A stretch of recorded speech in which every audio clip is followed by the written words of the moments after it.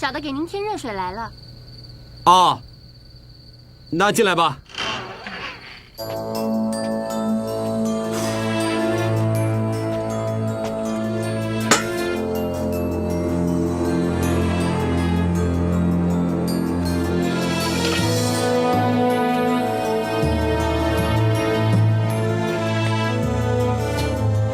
大人，小的为您加热水。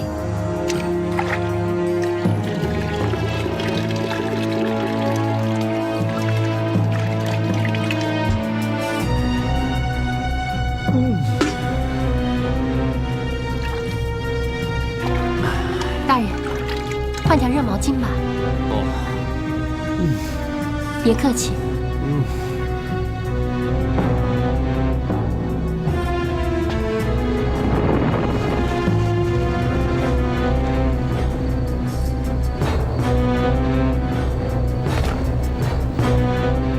苦苦等了一整天，铁车房里老是人来人往，川流不息的。现在这么晚了，总应该清静了吧？ 大人，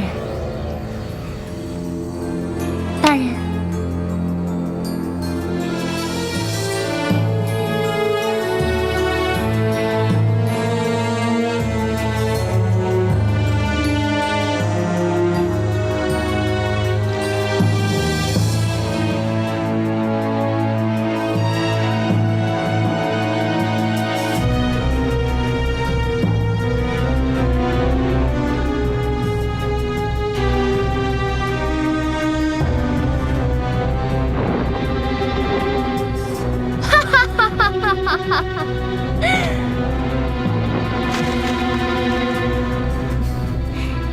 天，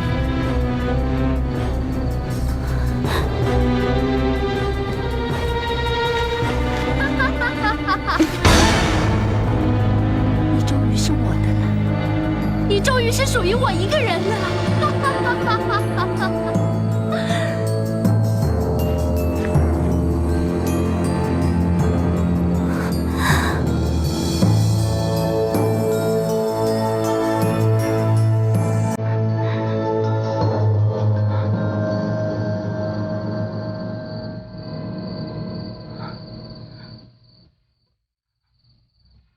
怎么会是他？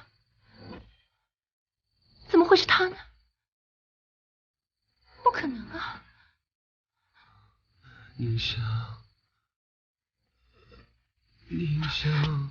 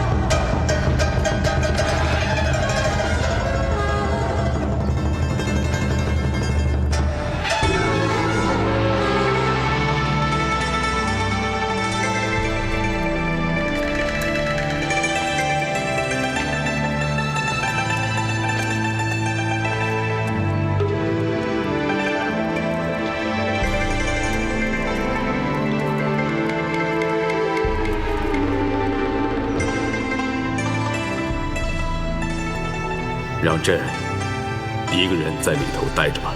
是，奴才遵旨。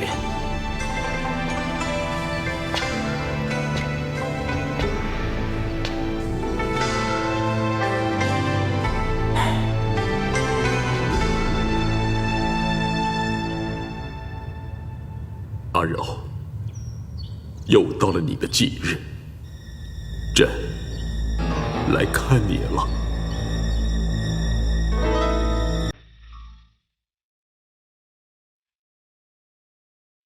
阿柔，阿柔，阿柔，快去！阿柔，止不，请皇上节哀。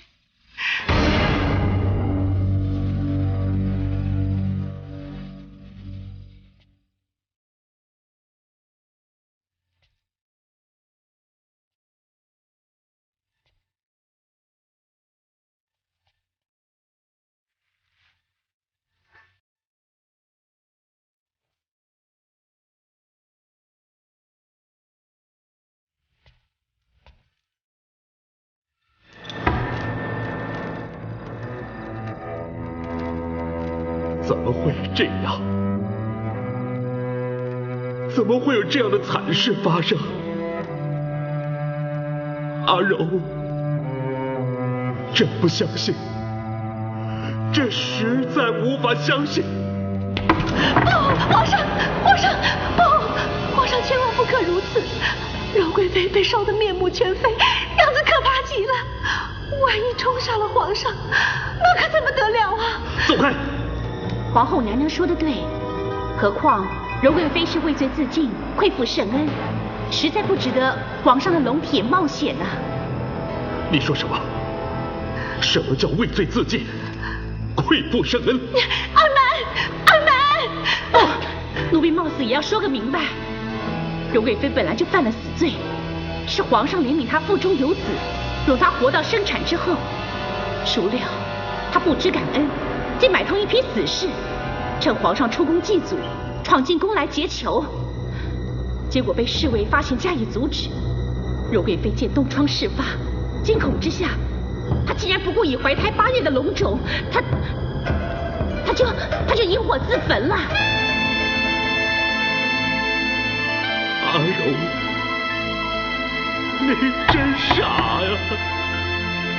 你这是何必？何苦呢？你这么一走了之，朕最后一面都不得见吗？阿柔，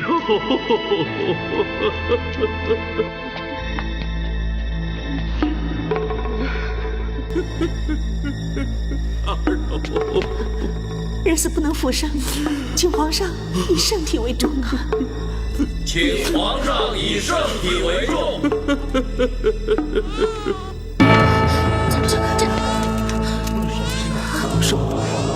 什么声音？好些人，什么声音？安静，安静，统统安静！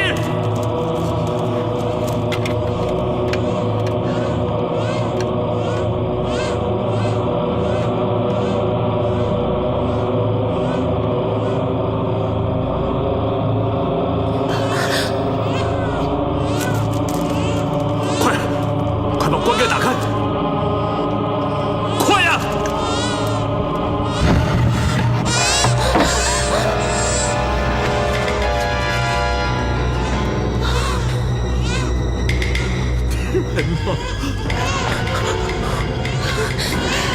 天哪！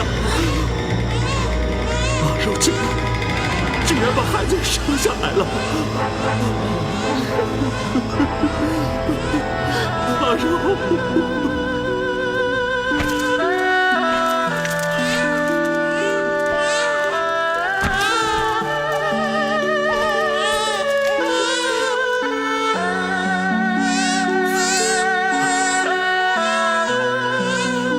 阿柔，你竟凭着最后一口气，为朕生了一个龙子。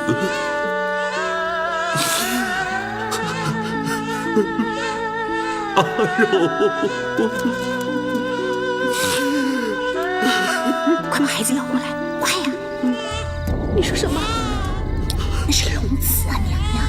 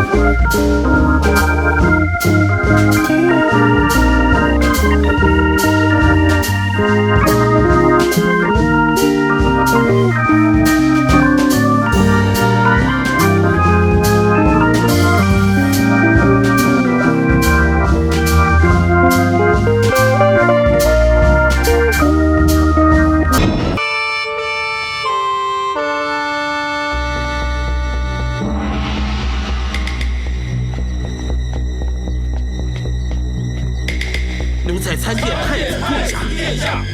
父皇什么时候才会出来？奴才不知道。殿下不是奉旨前去竹山了吗？怎么才几天的功夫啊？这就已经回来了呢？我要进去见父皇。奴才斗胆，请殿下止步。这座禁宫，万岁爷严令不许任何人进入，还望殿下不要为难奴才。那指的是一般时候，若有急事，难道也不允许吗？奴才只知道谨遵万岁爷的旨意行事啊。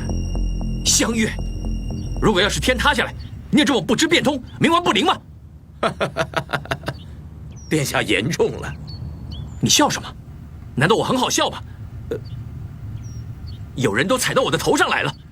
哼，不把我放在眼里，就是不把父皇放在眼里，形同造反。难道我的事情还不如区区一个王妃来的要紧吗？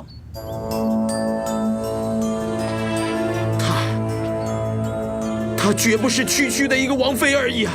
请殿下慎言。慎言？连你一个奴才也敢教训起我来了？奴才不敢。哼，好，那你给我把门打开。奴才恕难从命。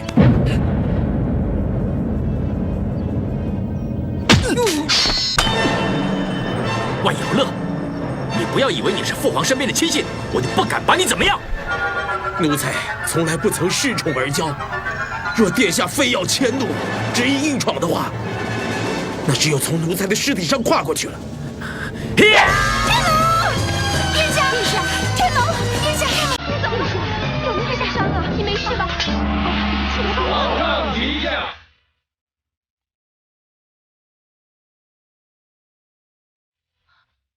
儿臣臣妾叩见父皇上。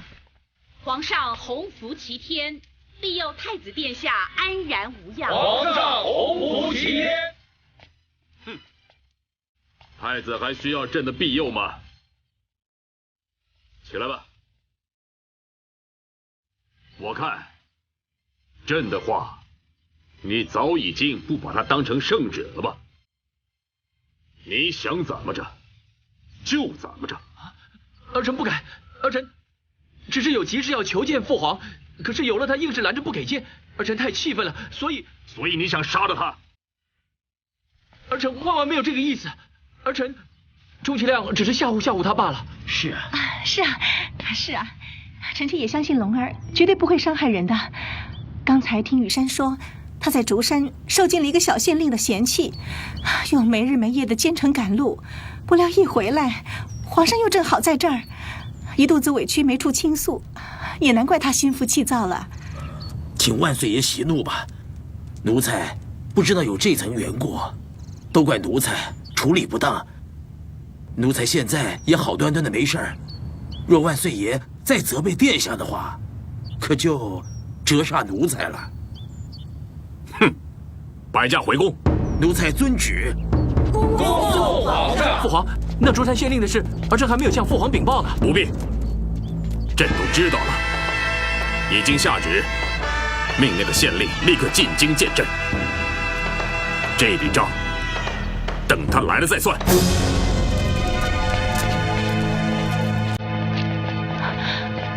姓杭的那个小子手脚还真快，奏章都已经送到了，也不知道父皇怎么说。要是有说什么倒好了，什么都没说，那才叫人不安呢。你这趟是怎么搞的？也未免闹得太大了吧？母后，儿臣也是被逼上梁山，别无选择了呀。皇后娘娘，陛下这么做也是对的，虽然手段粗糙了些，却也收拾得一干二净。否则，要是留下点蛛丝马迹，那可就夜长梦多了。剩下的问题都能过得去的。且走且看吧。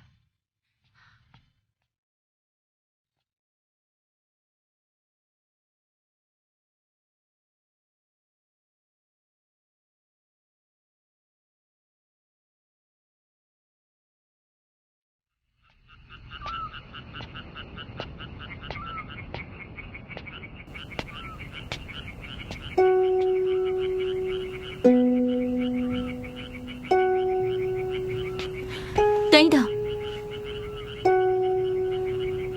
我有话跟你说。你要跟我说什么呢？请你告诉我，你为什么要这样对我？什么意思啊？一会儿对我那么友善，谈笑风生，甚至让我错觉你是喜欢跟我在一起的。可一会儿，你又变得那么生疏，拒我于千里之外。啊，如果我曾经让你有过受伤的感觉，我非常抱歉，我绝对无意伤害你。总之，你不要理我吧，也不要在乎我说过的话。我本来也想这样，默默地跟我娘一走了之，把所有的感情都藏在心底。可是，在经过今天这场火之后，如果你是要说我今天冲进去救你的事情，那不算什么，真的，换了别人也会这么做的。还有，即使里面是别人，我也一样会冲进去的。你能让我说说我的感受吗？我觉得，你之所以会奋不顾身地冲进火场里，是因为你跟我一样的心急如焚。当你终于看见我的时候，我知道你也跟我同样的感动震撼。在这个世上，如果能找到一个生死与共、患难相助的人，在那一刻，就是死也无憾。现在，你觉得我厚脸皮也好，你说我自作多情也罢，总之，我活到今天，从来没有过这么强烈的感觉，所以我才会不顾自尊地把一切都说出来。我说完了。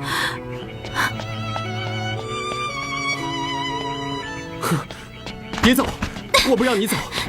你究竟把我当成什么了？你要我留下，我就得留下；你要我走，我就得走。不行，这一次你必须给我一个理由。好，我承认，我很喜欢你。这个理由够不够？打从头一次在山上遇见你，你那绿波仙子般的身影，就一直深深地烙印在我的心里。当时我连想都不敢想，日后我们竟然会一再的相遇，甚至同处在一个屋檐底下。你早就从一个小小的烙印，一路开疆辟土，过关斩将的，把我整个人都占据了。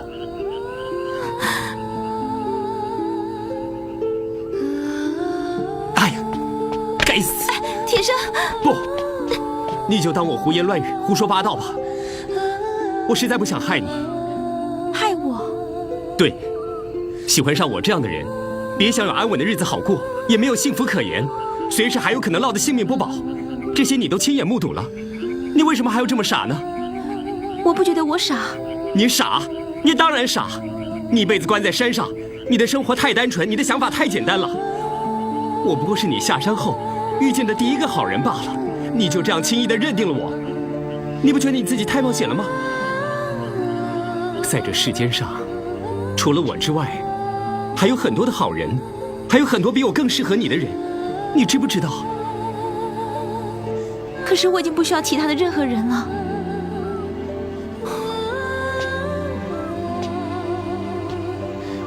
你清醒一点好不好？我得罪的是太子，是当今皇上唯一的儿子。我真的不敢奢望皇上会站在我这边，你懂吗？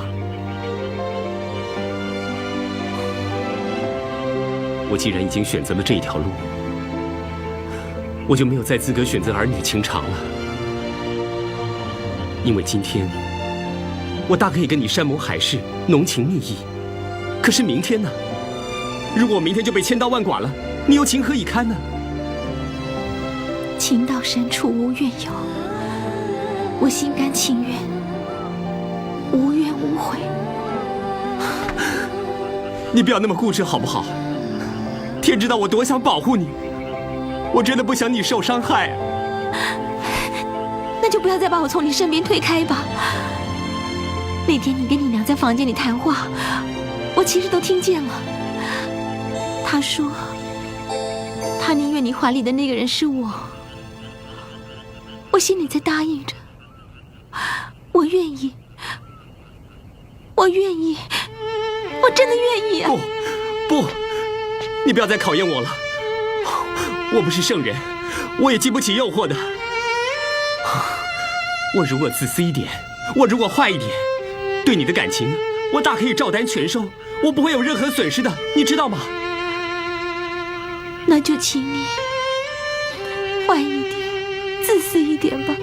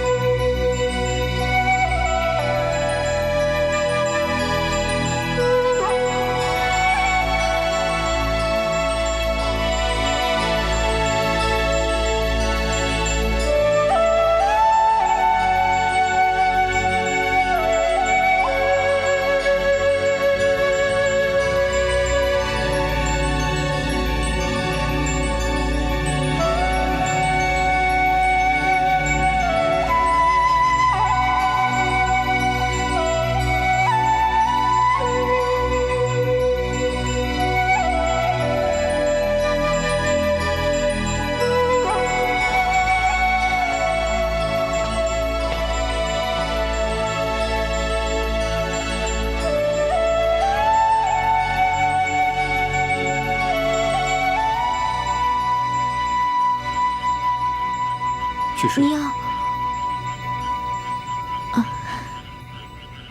我知道你要说什么，我会小心的。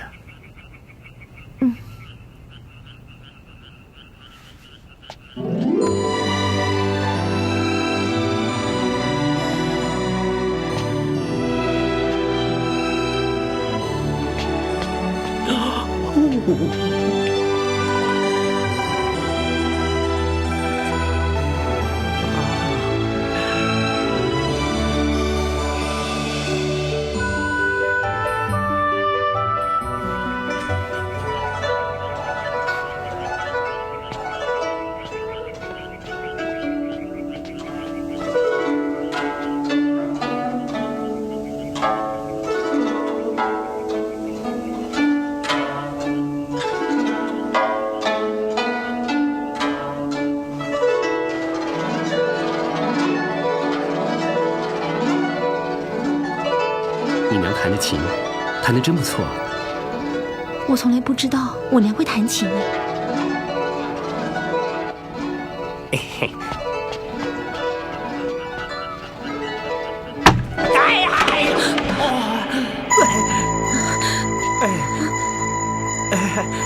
抱歉，抱歉，抱歉，不好意思啊，打扰伯母的雅兴，请继续啊，继续，继续。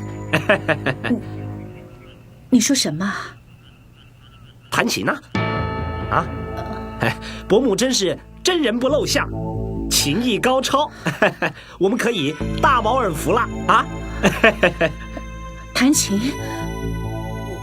我不会弹琴啊！啊？哎，那你刚才他刚才是不是？伯母，你是说你不记得你刚才做了什么事？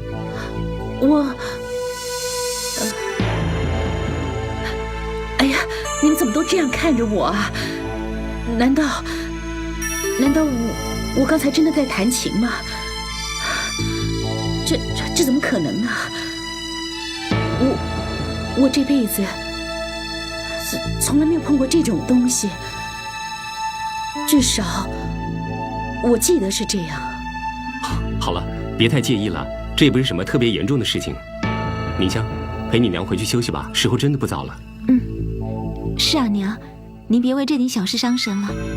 走吧，我扶你去休息。啊。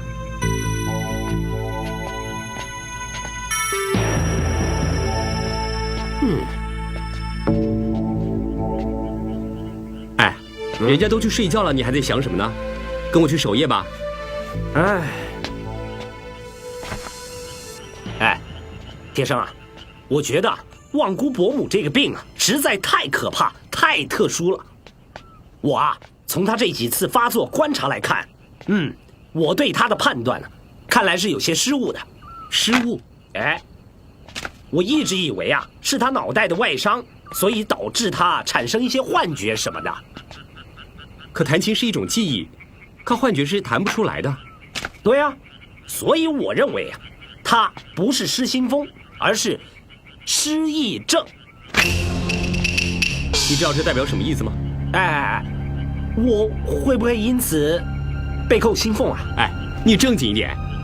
如果他是失去记忆的话，是不是代表他发作时所说的那些话，并非毫无意义？有可能。你到底记不记得他说过什么话呀？哎，他对着太子叫皇上，又说自己是什么妃子的，有没有这个可能啊？是这样啊？什么这样那样的？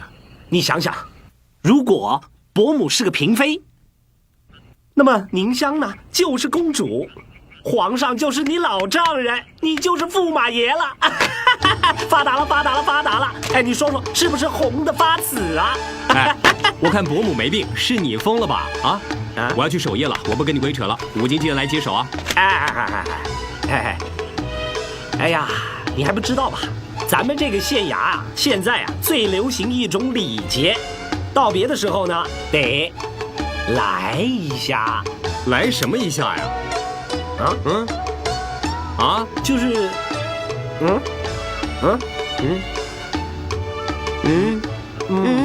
你没病吧你？你干什么？我去你的！你发疯了你！你才发疯呢！你给我滚远一点！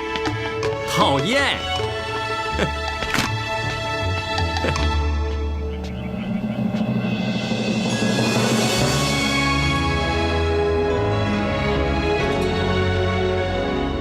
铁生，好好把握自己的幸福吧。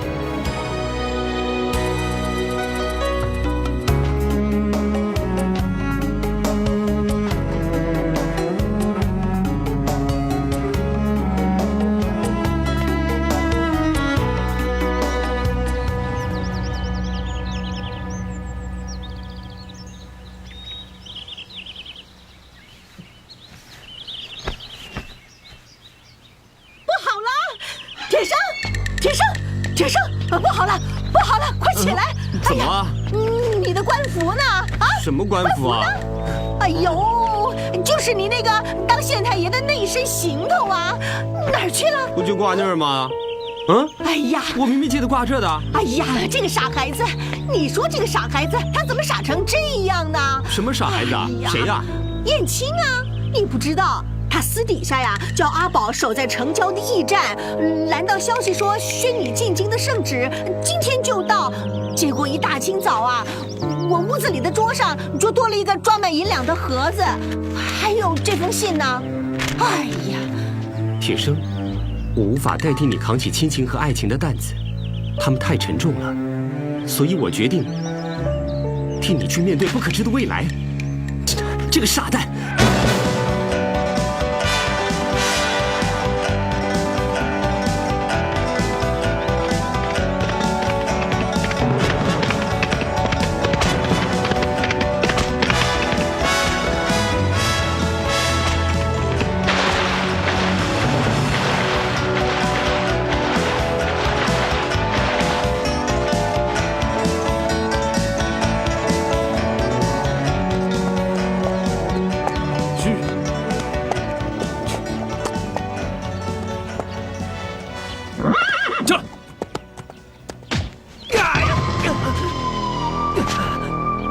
铁生，燕青，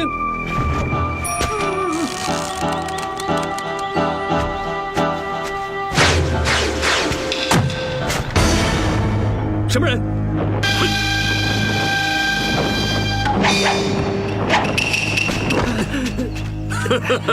你的天敌克星，老子武刚。吴刚，你身为东宫右卫，现在不但擅离职守，目无王法，一错再错。我劝你最好悬崖勒马，免得万劫不复。一个瓮中之鳖，竟然还满口大话！过去，干什么？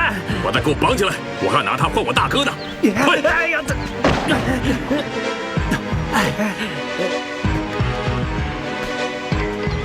手，哎，不好意思，我是出师未捷，先遭殃。还说呢，我被你拖下水，我才倒霉呢。我打的是活钱，只要你用点巧劲儿，就可以挣脱他，打他个屁滚尿流，满地找牙。好了，我知道，你小声点。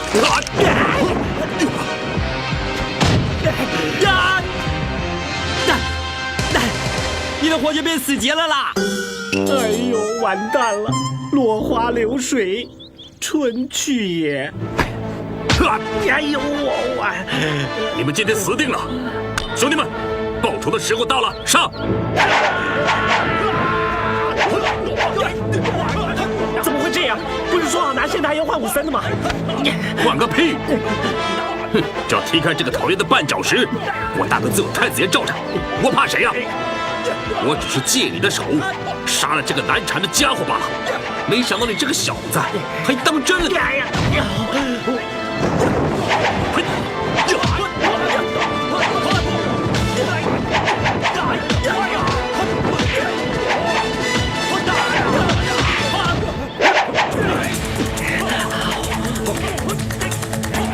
天生，小心呐！左边，左边。右边，右边！哎，小心那个王八蛋偷袭你啊！不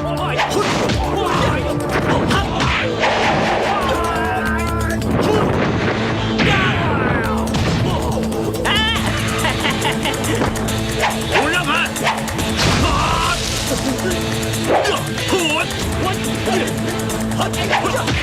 天生，小心呐！还不快上！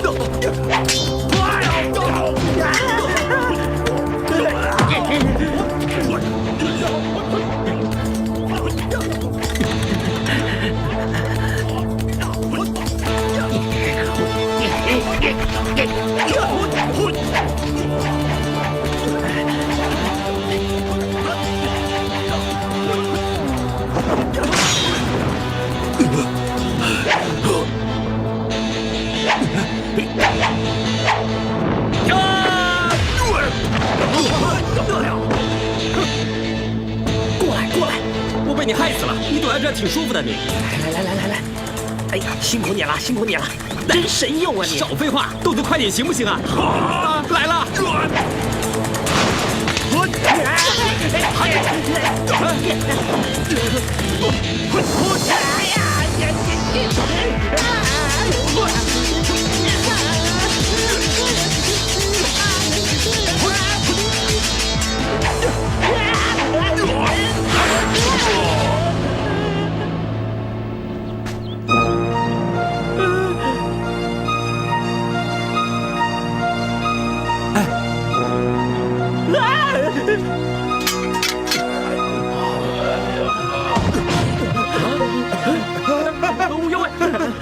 吴右卫死了！你们杀了吴右卫？不是我啊！快走！快走！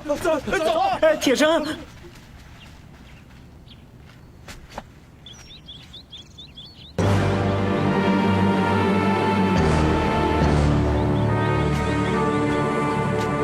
怎么样？人已经死了。我杀人了！哎呦，我杀人了！不关你的事，一切都是我的手在控制，加上我们也是出于自卫，迫于无奈啊。可是没有人看见呢，没有人看见。我看见了。阁下是？咱家奉了万岁爷之命，专程前来宣召竹山县领航铁生进京觐见。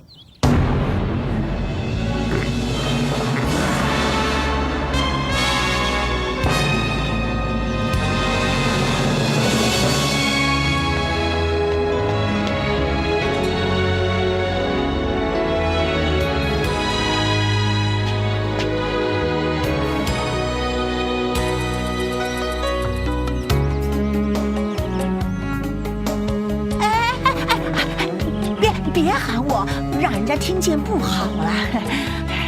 娘，人家是公公，对于你的行情没有影响的。哎呀，你想哪儿去了？我没那么土，我当然知道他是公公啊。只是你这一次啊，是进皇宫见皇上。我这个不怎么抻头的娘，还是别让人家知道的好，免得人家笑话你，让你没面子啊！啊！儿子拜别母亲大人，请母亲大人多多保重。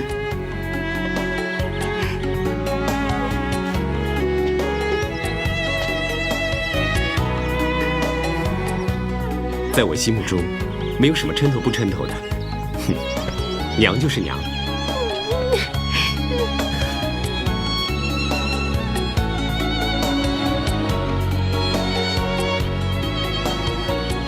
燕青啊，好好替我守着县衙，别再捅娄子了。等我回来，我第一件事就是调你的薪俸。哼，眼睛别发亮，是调将。哎，无所谓了，升降都无所谓。总之，我知道你这个人说了话是一定会兑现的，这一点我从不怀疑。我等你回来。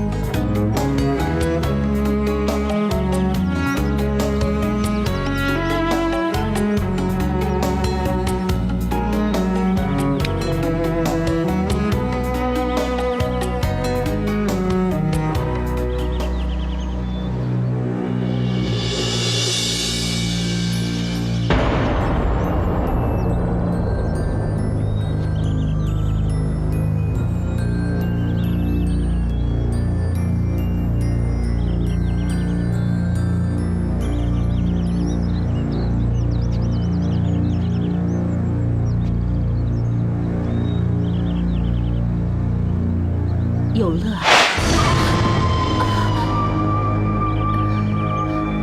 对不起。等等，你刚才喊有乐，你认识万公公？谁？万公公啊！你刚才喊的是万公公的名字。对不起，我不认识什么万公公，我真的不认识这个人呢。娘，李公公，丁香，宫中真有此人吗？那还有假？万有乐还是内侍省的总管，万岁爷身边的亲信啊！万姑伯母，万姑伯母，你再好好想想，万有乐，万有乐，有没有什么印象啊？我没有印象，我真的没有印象，我也不知道我怎么会喊出这个名字来的。对不起，像我们这种微不足道的人，怎么会认识什么大总管呢？啊，或许是同名的巧合吧。杭大人，我看我们该启程了。公公请，请。哎，铁生，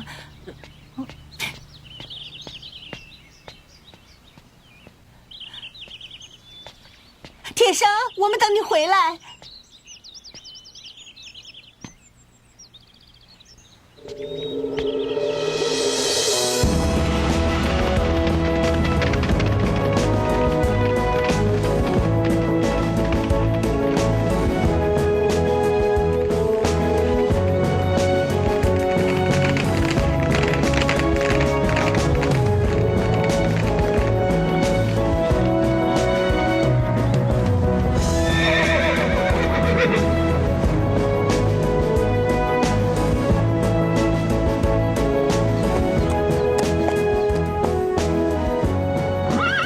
杭大人，是否后悔走上了做官这条路？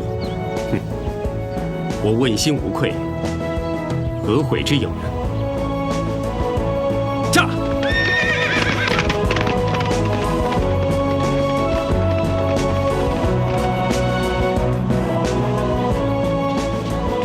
杭大人，请。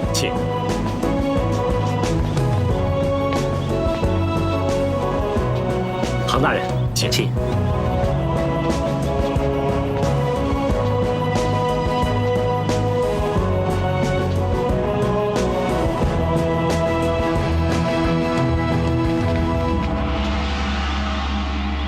奴才参见太子殿下。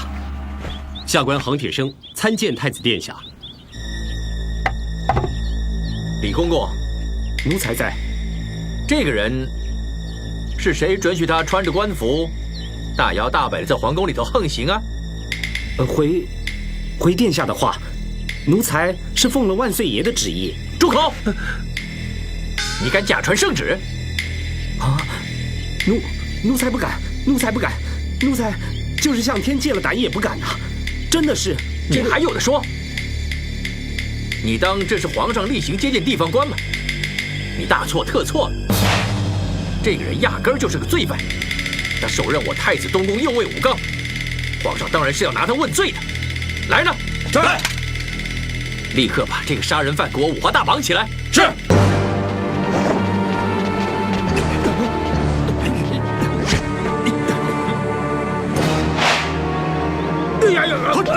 你头大的胆子，天子脚下还敢逞凶！不要打了！不要打了！不要打了！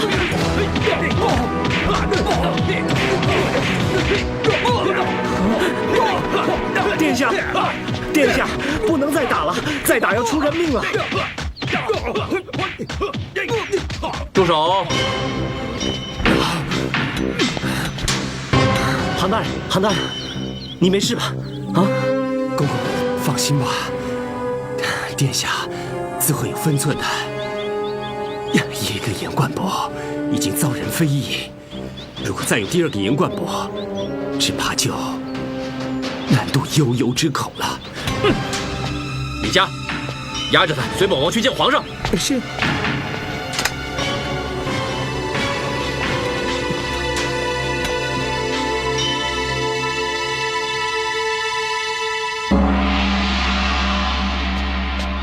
启禀皇上，太子殿下求见。宣。宣太子殿下觐见。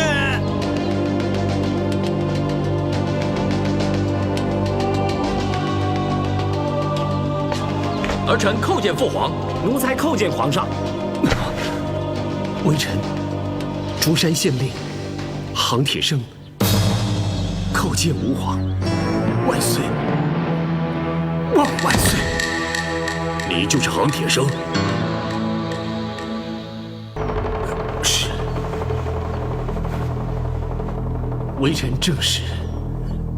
李家，这是怎么回事？奴才该死！奴才该死！启禀父皇，儿臣得知一震惊的消息：滞留在竹山的武刚，竟然被这杭铁生给杀了。儿臣正预备向父皇请旨，前往捉拿，没想到却在御花园里遇到他。他身背数罪，却丝毫没有负荆请罪的模样。儿臣实在是看不过眼，命侍卫将他拿下。没想到他违抗拒捕，老子一顿教训，也算是自取其辱。这个杭铁生完全是个急功造进、沽名钓誉之徒。他怕儿臣抢了吴家堡一案的风头，从前岛武森就开始找麻烦。儿臣一直隐忍不发，专心办案，总算逮到严冠伯自露马脚。人赃俱获之下，儿臣痛心疾首，铲除败类。没想到他反倒恼羞成怒，扣了儿臣一个罪名。吴刚慢了一步，甚至成了他的刀下冤魂。先前父皇圣谕翻案，是希望他戴罪立功，孰料他倒自诩为钦差大臣了，如此目空一切，为所欲为，简直是愧负皇恩，罪不容诛。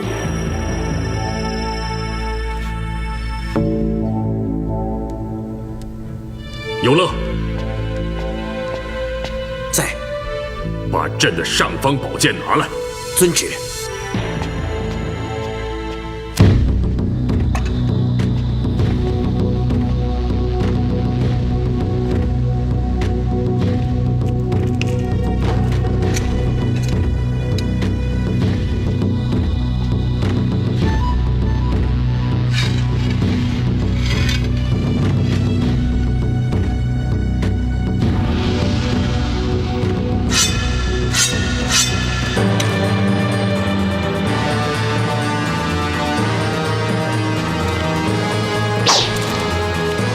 铁生，你有什么话要说？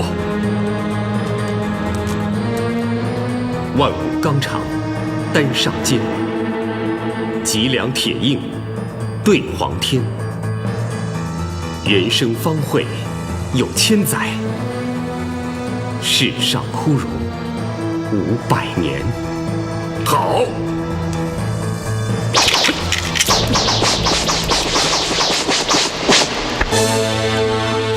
父皇，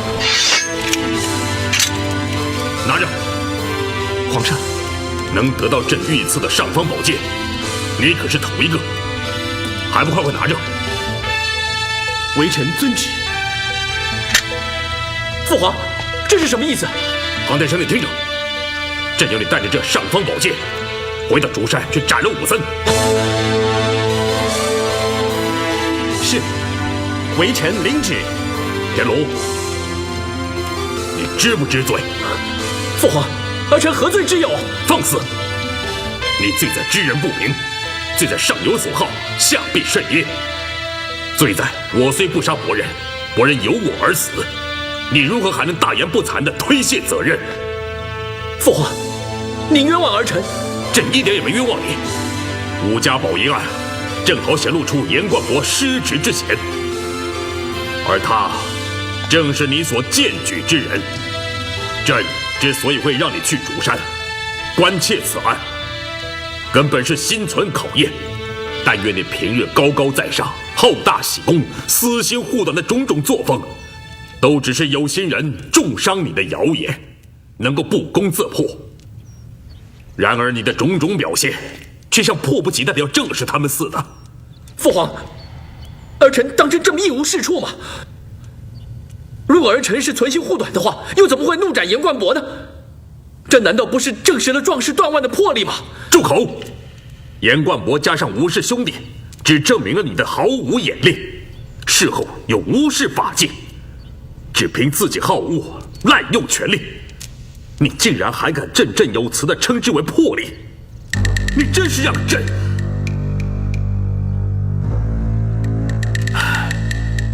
感到满心的无力呀！所谓齐家治国平天下，你坐有太子东宫，那就等于是专属于你的家。你治家不严，用人不当，御下无方，导致了一连串的事故和悲剧，连个家都治不好，遑论治国，更遑论平天下了。放眼满朝文武，甚至天下，有谁胆敢道破朕的这层忧虑和锥心之痛？唯有杭铁生，他敢言别人所不敢言，敢为别人所不敢为。所有的人都认为这是螳臂挡车，自不量力。朕却要赐他尚方宝剑，叫天下人都知道，只要是一片赤胆忠心、仗义直言、铁铮铮的好汉子，哪怕是一个小小县令，朕也会全力支持。父皇一味的听信片面之词，儿臣无法理解，更不能服气。竹山孙家一门忠烈的来历，朕都一清二楚。杭铁生的家世来历，科举应试的杰出表现，朕也了然于胸。一切摊在朕的面前，是非分明，不由你不服。我就是不服。我杀了严冠伯就叫滥用权力，那么他杀了武刚又该怎么处置呢？皇上容禀，武刚的种种不法，实不下于其凶，纵火烧县衙，绑架微臣的师爷，甚至要取微臣的性命。混战之中，刀剑无眼，不慎误伤人命，微臣无意推卸责任，理当领罪。好狡猾的东西！你说误杀就是误杀，你根本就是想脱罪。启禀万岁爷，奴才当时正经过那片林子，看得非常明白，武刚的确是自食恶果。杭大人当时若不自卫的话，早已丧命在武刚的刀下。李家，你一个草菅人命，一个逼死良民，已经够令人发指了。你不知羞惭悔愧，还自不其短，竟然还有一个更加无法无天，挑战王法，杀害朝廷命官。放眼将来，朕不见人君，准这个专断独行的毒夫民贼，被万民唾弃的暴君。来人呐！奴才在。把太子带往大理寺击杖50。什么？父皇还不快动手！遵旨。住手！住手！我是太子，我是太子！你们谁敢动我？微臣斗胆，还请皇上息怒三思。你说什么？皇上所赞赏鼓励的，不就在于臣的知无不言吗？现在皇上下令杖责，微臣以为无论如何，太子殿下乃国之储君，未来的天子，加诸杖刑，恐怕有失体面。储君的尊严，就形同国家的尊严。微臣相信，一定还有较为适当的方法，还望皇上圣断。国有国法，家有家规，朕用的是家规，无关乎什么法治体统。有了，在。带杭铁生去太医院上药疗伤，加以安置。奴才遵旨。杭铁生，你真行，往这把火上浇油，我会记住的。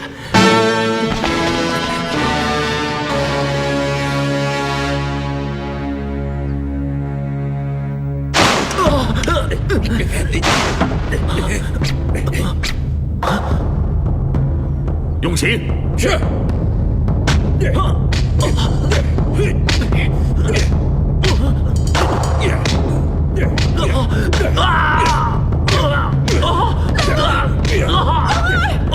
住手！你们给我住手！听朕没有？住手！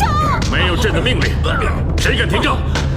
皇上，君无戏言，今天一定要狠狠地给他一个教训，不能再姑息他。姑息！皇上居然用这么严厉的字眼，分明是在责备臣妾教导无方。既然如此，那臣妾跟他一起受罚好了。你们找死！奴才该死！皇后娘娘，羽山斗胆无状，请皇上批行雷霆之怒。羽山愿意代殿下受杖刑，求皇上恩准吧。玉山，你起来。皇后，你赶紧离开这儿。不，臣妾不走开。皇上要打，就连臣妾一块儿打。母后，爱之士足以害之，你们这根本不是在帮他，根本是在害他。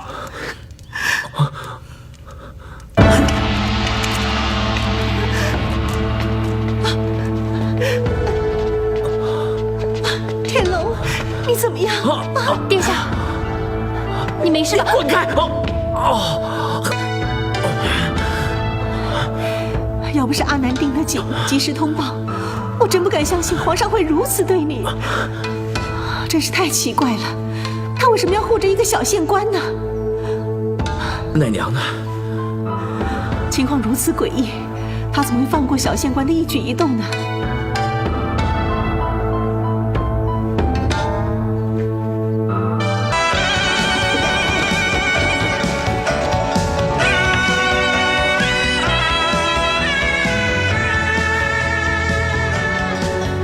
奴才恭请上方宝剑。杭大人，请。帕请。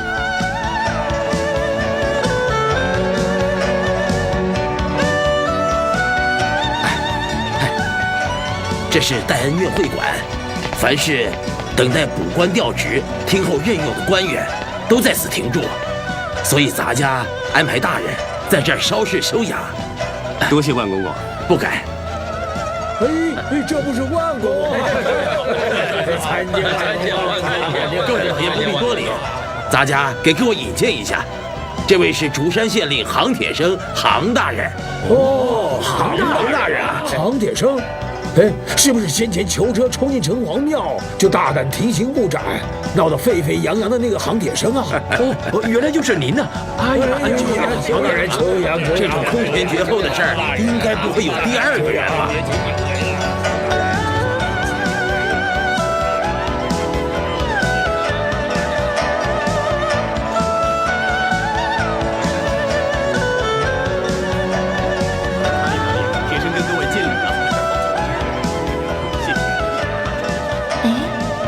铁生怎么受伤了？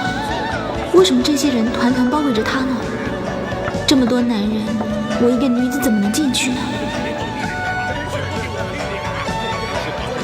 无论如何，铁生好歹是平安的从皇宫里出来了，我就忍一忍，等到夜深人静的时候再去看他。他一定想不到我会一路追随着他来。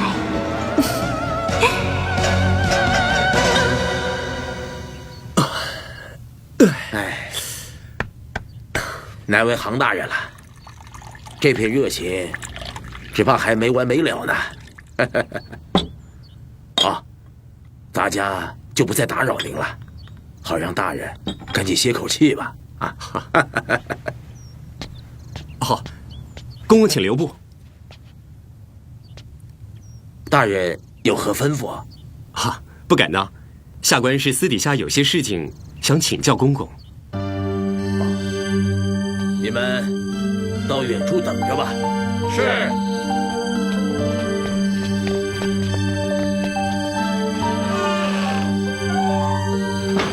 坐啊。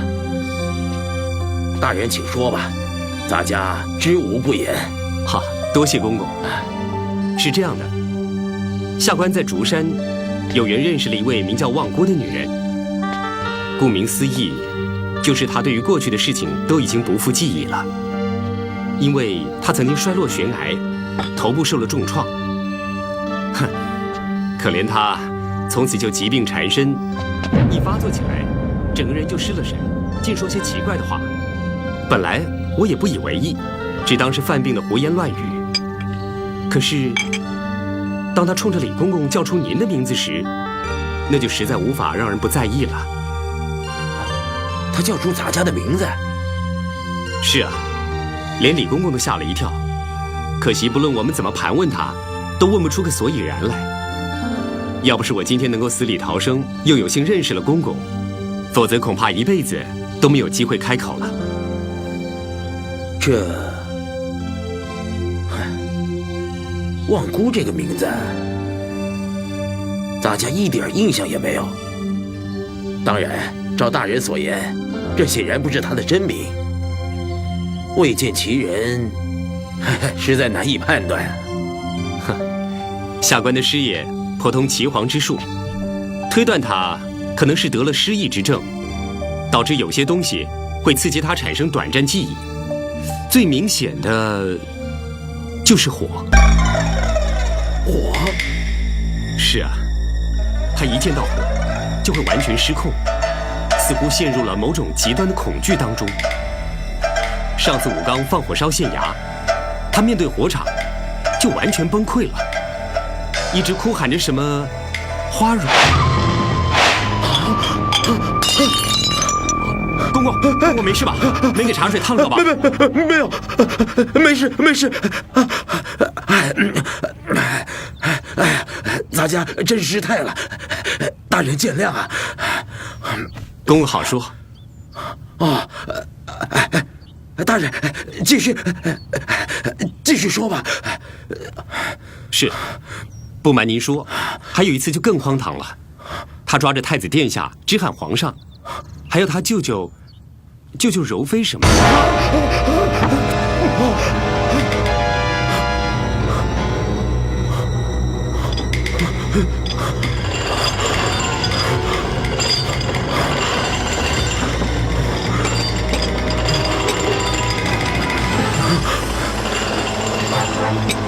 万公公，万公公，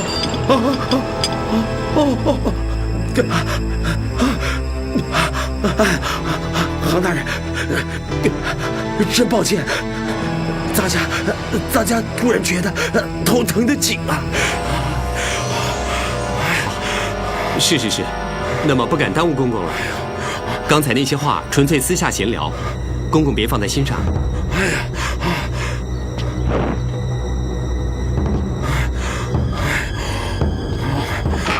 来人呐！万公公突感不适，有劳各位了。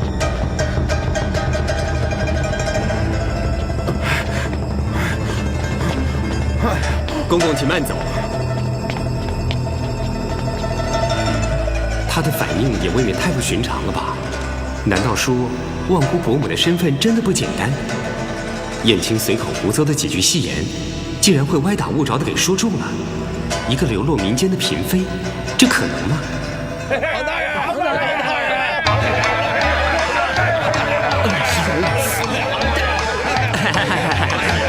你好。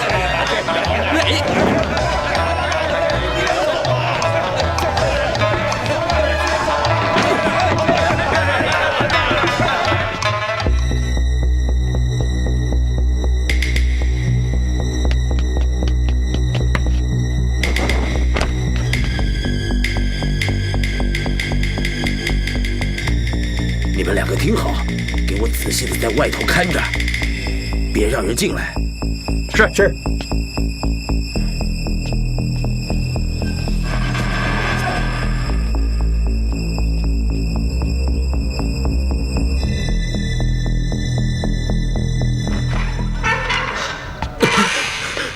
花蕊啊，花蕊啊，你知道吗？贵妃娘娘，她居然还活着，皇天庇佑啊！她居然还活着。虽然我没亲眼看见，可我知道，我相信那一定是她，绝对是她。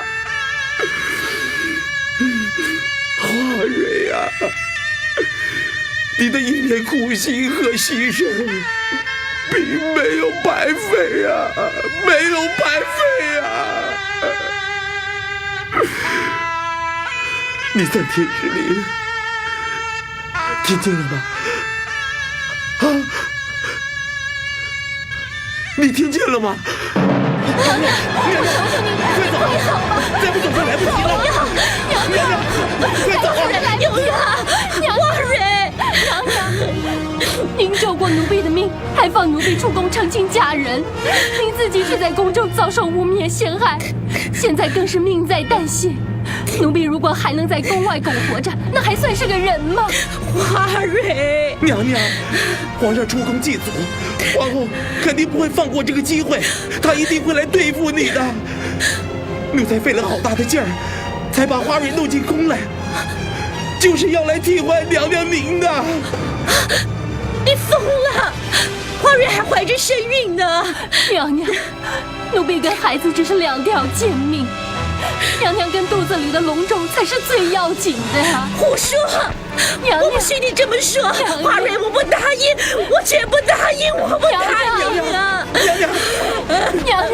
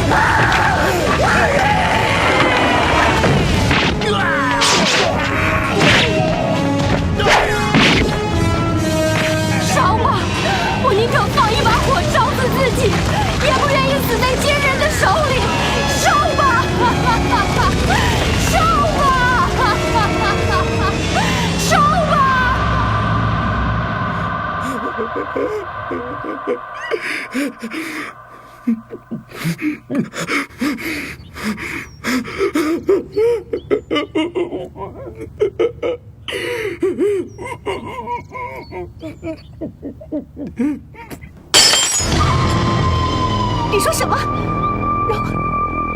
那个被烧死的人并不是柔妃，而是她的贴身宫女花蕊。花蕊，花蕊，没错，皇后大概不记得此人，可我却记得清清楚楚。当年柔妃身边确实有一个忠心耿耿的小宫女，名叫花蕊。不过，她后来出宫嫁人去了。我已经把这些片段全都串联起来。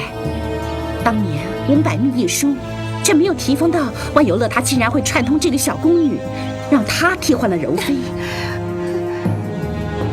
她嫁人怀孕，和柔妃一样有着肚子。透过有乐的安排，她神不知鬼不觉地潜进宫里。就当我们前去击杀柔妃的时候，她就一把火烧了自己，让谁都无法分辨了呀！你知不知道你在说些什么？一个怀了孕的女子，竟然愿意牺牲自己和孩子的性命，移花接木的为主子替死。以杭铁生的描述，再加上有乐的反应，这事儿99%是真的了。被烧死的根本不是什么柔妃，而是一个叫什么花蕊的小宫女。哎呀，我们所有的人都被蒙在鼓里，皇上还把她供在禁宫里祭拜了整整20年，结果她根本跟皇上毫无瓜葛，而天龙也根本不是皇上的骨血，可我们却在天龙身上花费了整整1辈子的心血。这份心血是不会完全白费的。娘娘，您还看不出来吗？老天爷是站在咱们这边的，否则怎么会鬼使神差的，又偏偏让咱们知道了这件事情呢？这个秘密，20年前我们可以瞒天过海，天衣无缝。20年后，我们为什么不可以再来一次呢？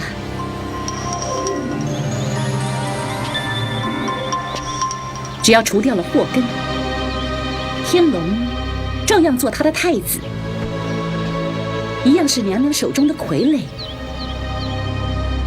秘密也还是秘密，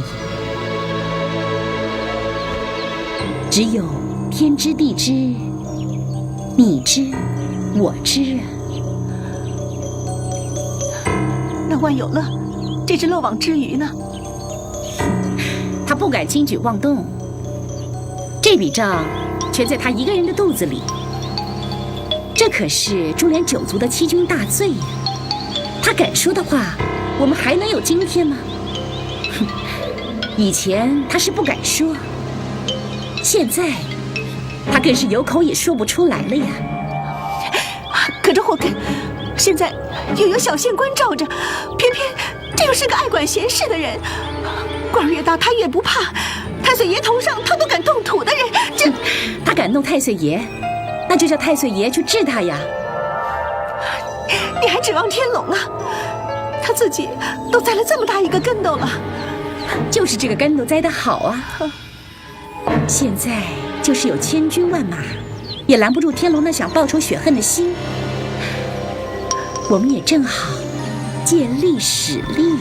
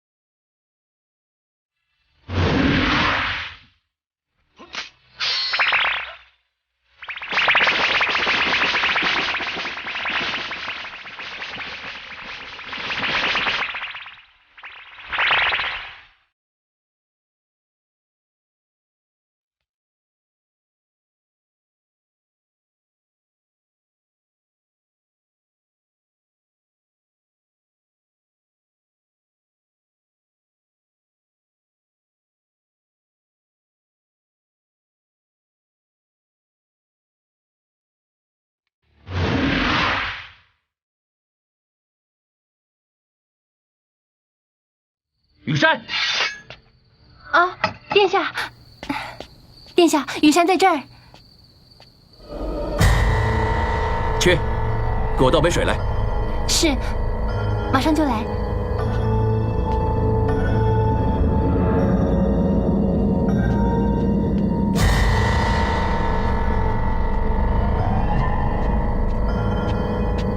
启禀殿下，晚膳来了。撤了吧，我不想吃。这，那就撤了吧。是。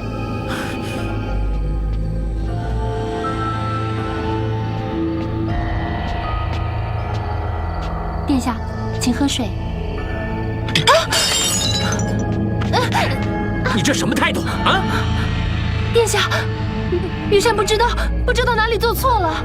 我被打伤成这个样子，你还有闲情逸致在那观赏宝剑？你打什么时候开始对宝剑这么感兴趣了？殿下，您这是打哪儿说起呢？羽山一时无聊，看一下宝剑，难道也犯法了吗？对，你就是犯了我的法。我现在最痛恨的就是宝剑，你多看一眼就是犯了我的大忌。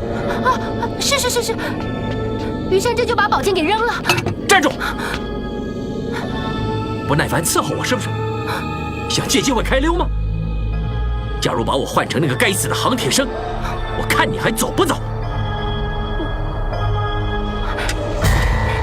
殿下，您在说什么呢？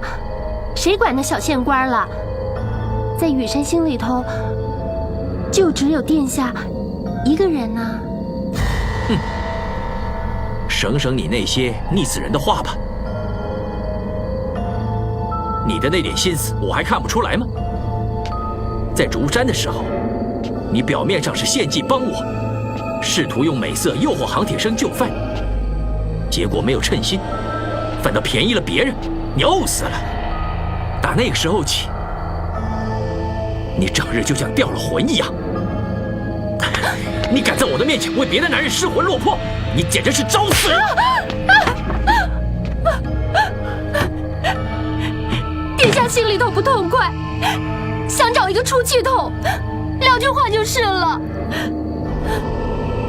羽山挨打挨骂，从来都不吭一声，您干嘛这么冤枉人嘛？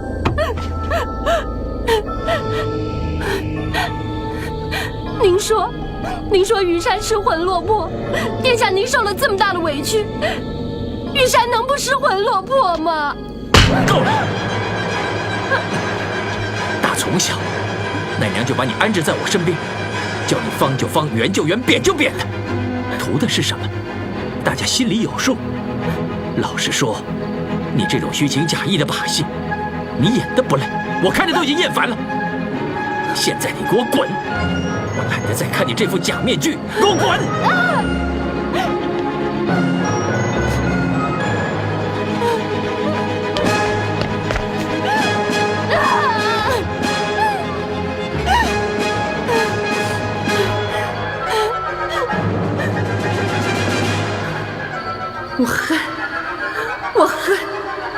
我真恨透了这个鬼地方，我恨不得插翅飞，离得远远的，一直飞到，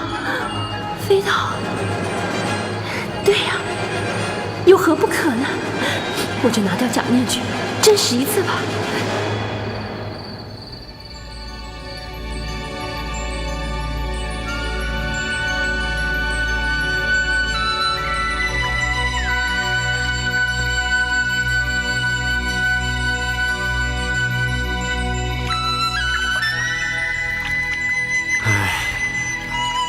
今天一日之间，简直是水里来火里去，行至绝处又逢生。一登龙门，生日10倍，什么滋味都尝到了。哼！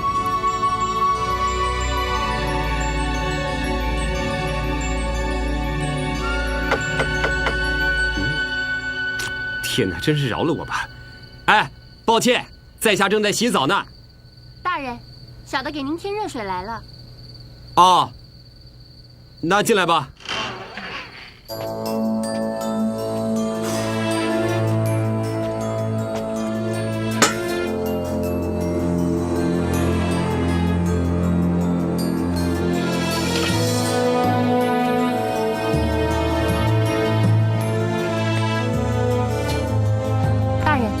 小的为您加热水。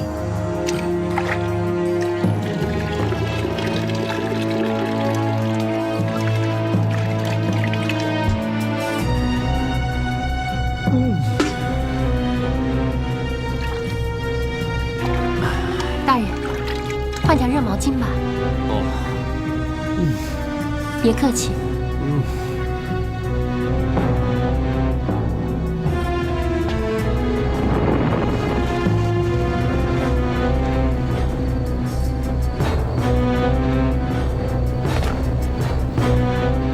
苦苦等了一整天，铁车房里老是人来人往，川流不息的。现在这么晚了，总应该清静了吧？大人，大人，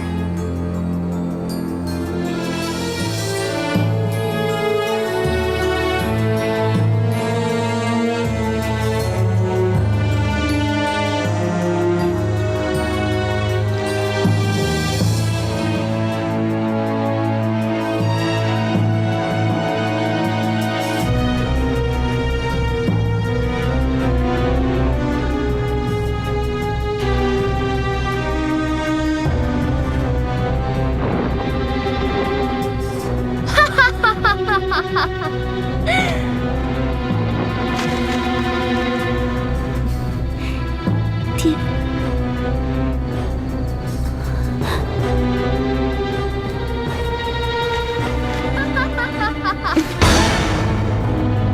你终于是我的了，你终于是属于我一个人了。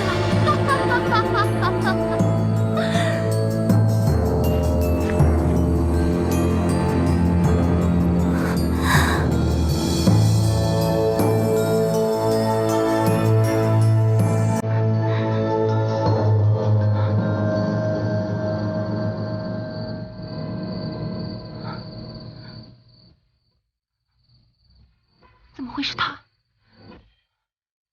怎么会是他呢？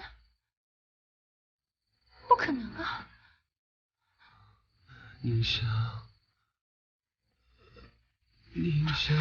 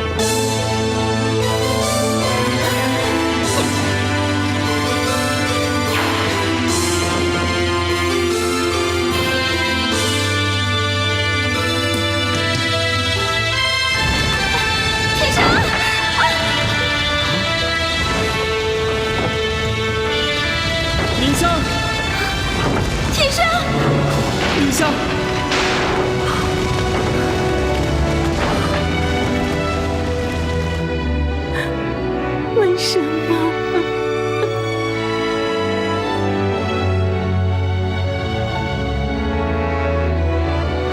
为什么会这样？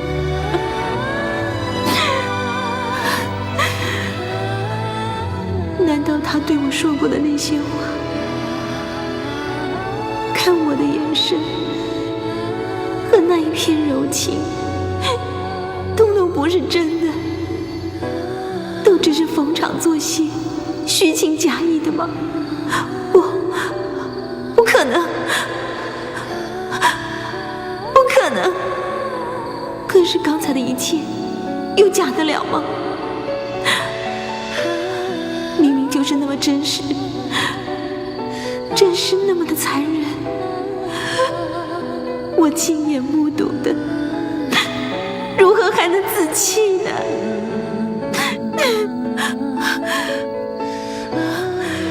我不是圣人，我也经不起诱惑的。我如果自私一点，我如果坏一点，对你的感情，我大可以照单全收，我不会有任何损失的，你知道吗？那就请你坏一点，自私一点吧。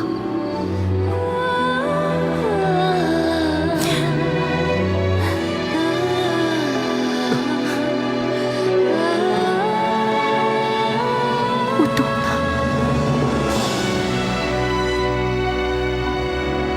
我知道了。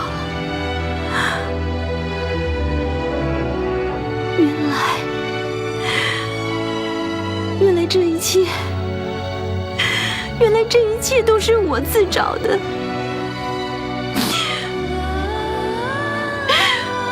是我自作自受，自作自受。